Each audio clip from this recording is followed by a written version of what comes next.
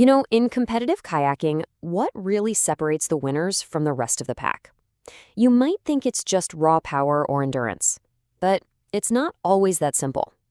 There's this hidden engine at work, a secret weapon, really, that the best athletes have absolutely mastered to gain a staggering advantage. So today, we're going to break down exactly what that is and how it works. Okay, so most of us get the idea of drafting in sports, like cycling, right? You tuck in right behind another rider, you let them break the wind, and you save a ton of energy. Makes perfect sense. But on water, how in the world could that possibly work? I mean, water is something like 800 times denser than air. It seems impossible. So what's really going on here? Well, it has a name. It's called wash riding. And it's all about strategically surfing the waves that are created by the boat right in front of you. Now, let's get one thing straight. This isn't cheating, not at all. It's a totally legal and, frankly, an essential skill in marathon and ocean racing. It's this perfect fusion of art and science, and it rewards the smartest paddler, not always just the strongest one. All right, let's dive into the science of this slipstream, because the benefits here, they're not just some vague, oh, this feels a little easier kind of thing. No, they are profoundly real, they're measurable, and honestly, we're talking about a truly staggering performance advantage. So here's the basic physics of it. The lead boat is just chugging along, spending all this energy to push water out of its way, right? And that creates a wave system. But the coolest part is this idea of a downhill slope in the water. If you can position your kayak just right, you're basically surfing on a man-made wave. You're literally capturing the energy that the leader has already spent. It's like getting a free ride. But that's the million-dollar question, isn't it? How much energy can you really save? I mean, are we talking about a tiny little boost? Or is this a massive, game-changing advantage? Well, lucky for us, a landmark study actually put some hard numbers to this. Get ready for this. Just by riding on what's called the side wash, that's beside and a little bit behind the leader, athletes saved over 18% of their energy. 18%! In a sport that's often decided by mere seconds, an 18% advantage is, well, it's enormous. But wait, because that's not even the best spot. Okay, this is the jaw dropper. If you can tuck into the V-wash, that's the sweet spot right behind the leader, the energy savings just skyrocket to nearly 32%. 31.9. That's almost a third of your effort just gone. Poof! You're maintaining the exact same speed for a fraction of the work. It's incredible.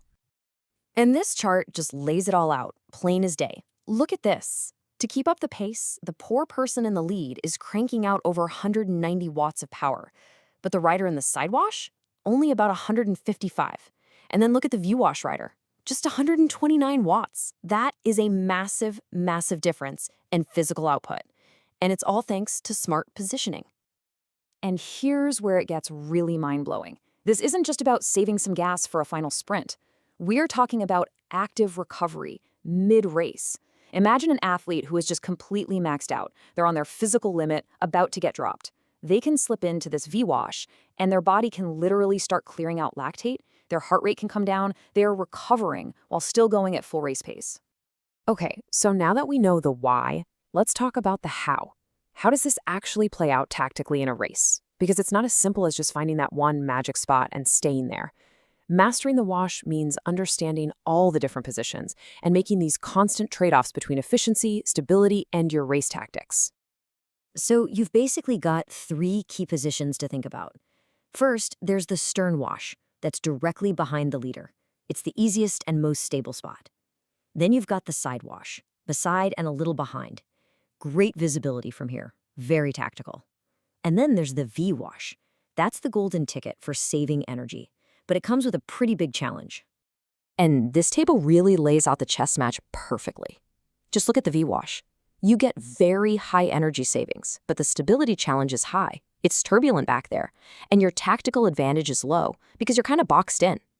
Now contrast that with the side wash. You still get high energy savings, but now you have a huge tactical advantage. You can see everything, you can react to attacks, or even make your own. Every single position is a conscious choice. But here's the thing, and this is where the art comes in. You can't master this just by looking or thinking about it. The real pros develop an intuitive feel for the water. It's all about feeling the boat lift, drop, and surf on that wave.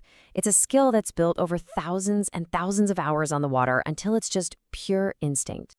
So once you've got the science down and you've developed that feel, it all comes together on race day. And this is where wash riding transforms from just a skill into a high-stakes tactical weapon. It really is a racer's chess match out there on the water.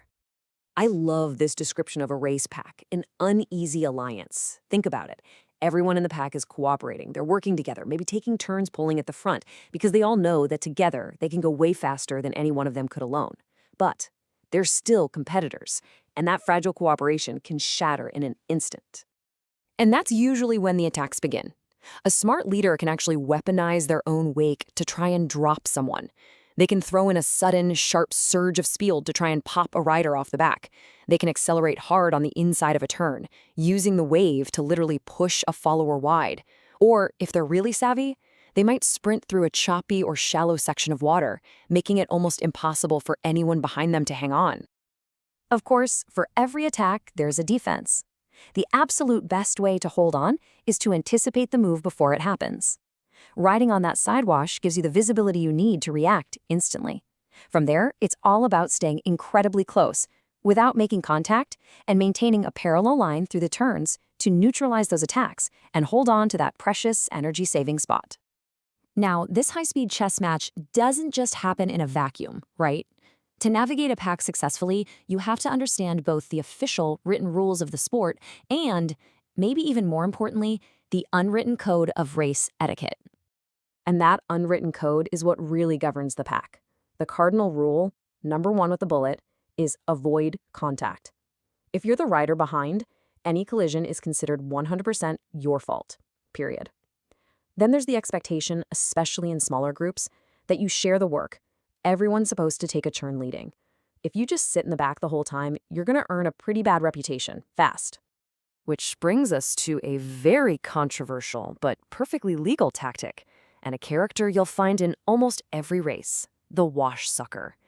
This is the paddler who sits in the wash for pretty much the entire race, just conserving all that energy, remember that 30% advantage, only to use all that saved fuel to launch a blistering sprint at the finish and steal the win from the people who did all the work up front.